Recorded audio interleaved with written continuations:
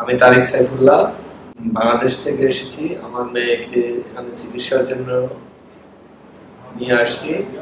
নাম হুমায়রা সাইফুল্লাহ মিষ্টি। আমরা ওর জন্মের 4 মাস পর থেকেই ধরতে পারি যে অসুস্থ। এরপরে বাংলাদেশের বড় ডাক্তার দ্বারা চিকিৎসা করাই এবং ওই বড় ডাক্তারের পরামর্শ নিয়েই আমরা দিল্লি আবরতে ডাক্তার ভিনাকাল্লার শরণাপন্ন হই। সেখানে 2-3 বছর কিছুটা উন্নতি বুঝলেও পরবর্তীতে আর কোনো কিছু না বোঝায় গত 2 বছর আমরা একই অবস্থানে থাকি।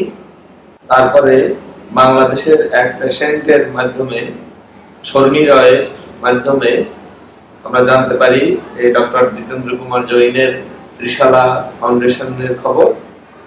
আমরা ওনার কাছে আসি। গত 1 মাসে ওনার চিকিৎসা নিয়ে